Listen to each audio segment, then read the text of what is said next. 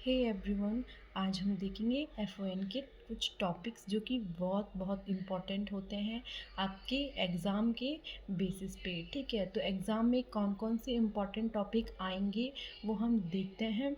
तो बेसिकली हमारी जो एफओएन होती है वो बीएससी नर्सिंग फर्स्ट सेम और सेकंड सेम दोनों का एक ही साथ उसका पेपर होता है। फर्स्ट सेम में आपका बस इंटरनल होगा, लेकिन एक्सटर्नल एफओएन का पेपर आपको दोनों सेमेस्टर साथ में आएंगे। तो एफ ओ एन फर्स्ट और एफ ओ एन सेकेंड हमारे पास है। तो सबसे पहले हम देखेंगे कौन सा टॉपिक बहुत इम्पॉर्टेंट है फॉर द एग्ज़ाम। ठीक है, तो सबसे पहले हम बात करेंगे नर्सिंग। तो नर्सिंग की डेफिनेशंस आपको बाय हार्ट याद होनी चाहिए, क्योंकि नर्सिंग की डेफिनेशन एक ऐसी डेफिनेशन है जो कि आपको पता होना चाहिए आप किस प्रोफेशन में हो और क्या मतलब है उस प्रोफेशन का और क्या नर्सिंग है।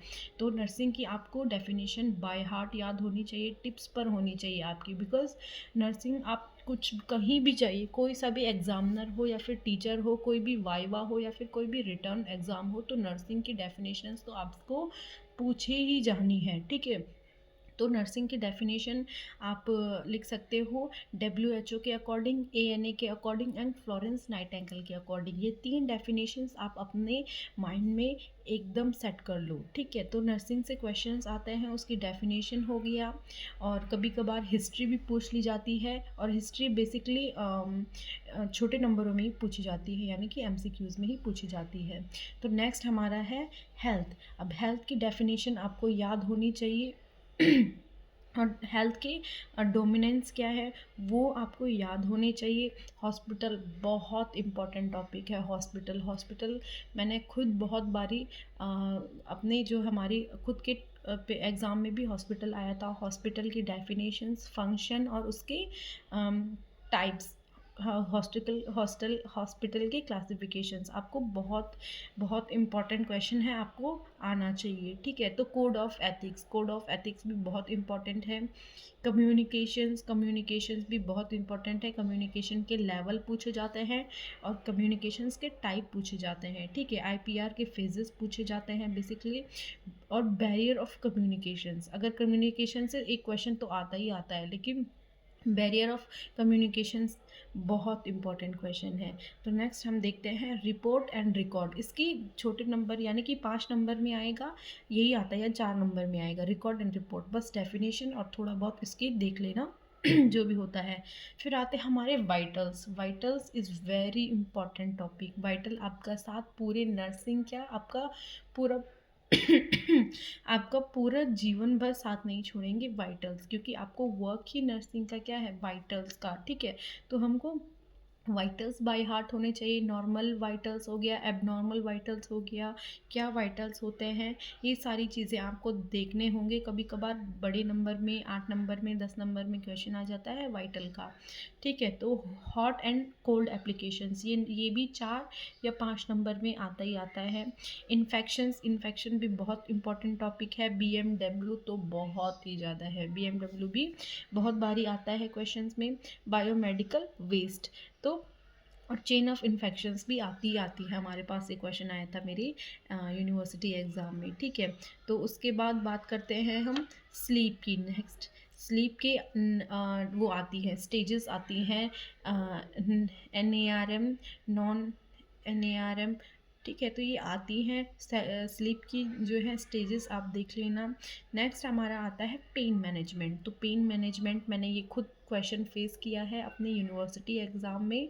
तो पेन मैनेजमेंट बहुत इंपॉर्टेंट है, पेन स्केल भी पढ़ लेना, तो ये भी इम्पॉर्टेंट है फॉर एग्ज़ाम पर्पस। ठीक है, फर्स्ट एड आ सकता है, वैसे तो आता ही है, लेकिन कभी कभी नहीं भी आता, तो उसको उतना करने की ज़रूरत नहीं है। फिर आता है हमारा कंफर्ट डिवाइसेस। तो कंफर्ट डिवाइस भी बहुत इंपॉर्टेंट है, पढ़ लेना, क्योंकि हमारे पास कंफर्ट डिवाइस ही आया था। उसके बाद बात करते हैं सेकंड, नर्सिंग की सेकंड, यानी कि सेकंड जो हमारा वो होता है सेकंड सेम में क्या क्या टॉपिक बहुत इंपॉर्टेंट है। बेसिकली सबसे ज़्यादा तो पोर्शन होता है हमारा FON फर्स्ट से, और सेकंड से भी होता है, लेकिन सेकंड से ज़्यादा बड़े नंबर में, 15 नंबर में, 10 नंबर में, 8 नंबर में क्वेश्चंस आते हैं तो सबसे पहले पहला ही यूनिट है हेल्थ असेसमेंट। तो हेल्थ असेसमेंट और फिजिकल एग्जामिनेशन, ये दोनों चीज़ बहुत इंपॉर्टेंट है। इन दोनों में से एक क्वेश्चन बहुत बहुत आएगा ही आएगा, ये बहुत इंपॉर्टेंट है। इन दोनों में से एक क्वेश्चन तो ज़रूर आएगा, 10 नंबर में आएगा, 8 नंबर में आएगा या फिर 15 नंबर में आएगा। इसमें आपको एनसीपी भी फॉर्मुलेट करने के लिए आ सकती है, या फिर आपके पास टाइप्स तो इनमें बहुत सारे हैं, तो आप देख लेना। फिजिकल असेसमेंट, फिजिकल एग्जामिनेशंस और हेल्थ असेसमेंट, इन दोनों टॉपिक को बाय हार्ट याद कर लो, ये आएगा ही आएगा। थेरेप्यूटिक डाइट आती है, डायग्नोस्टिक टेस्ट एलएफटी केएफटी बहुत इंपॉर्टेंट है, आते ही हैं। अगर इसमें नहीं आएगा तो आपके बायो कैम में आएगा ही आएगा। बायो कैम में भी बहुत बारी एलएफटी और केएफटी आता ही आता है। O2 नीड, अब O2 एडमिनिस्ट्रेशन आपको पढ़ना ही होगा। कभी कभी क्या होता है कि O2 नीड नहीं आता है। फ्लूइड बैलेंस भी कभी कभी नहीं आता है और आ भी सकता है। एनिमा जैसे एनिमा वगैरह है, फ्लूइड बैलेंस है या फिर O2 नीड है, तो इसमें जो है ये सारे प्रोसीजर है, और प्रोसीजर जो है बिल्कुल भी नहीं आते हैं एग्ज़ाम में, बहुत कम चांसेस होते हैं इनके आने के। एनिमा हो गया, एनिमा भी बहुत इम्पॉर्टेंट है, लेकिन एनिमा का जो वो होता है टाइप्स हो गया, डेफिनेशन हो गया और पर्पज़ हो गया, ये आ सकता है। लेकिन बेसिकली एनिमा आपको याद करना चाहिए, और वैसे ये सारी चीज़ें प्रोसीजर में पूछी जाती है तो उतनी इम्पोर्टेंट नहीं है, लेकिन एनिमा है, एनिमा कर लेना।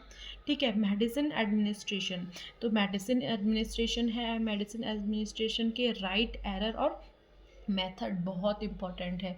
तो ये रहे हमारे सारे एफ फर्स्ट और सेकंड के मोस्ट इम्पॉर्टेंट क्वेश्चंस। तो बेसिकली मेरी यूनिवर्सिटी है वो एचएनबी है, और एचएनबी बस यही क्वेश्चंस रिपीट करती है। आप लोग इसको ज़रूर पढ़ें। आई होप आपको ये हेल्प करेगा आपके एग्ज़ाम में। Thanks for watching.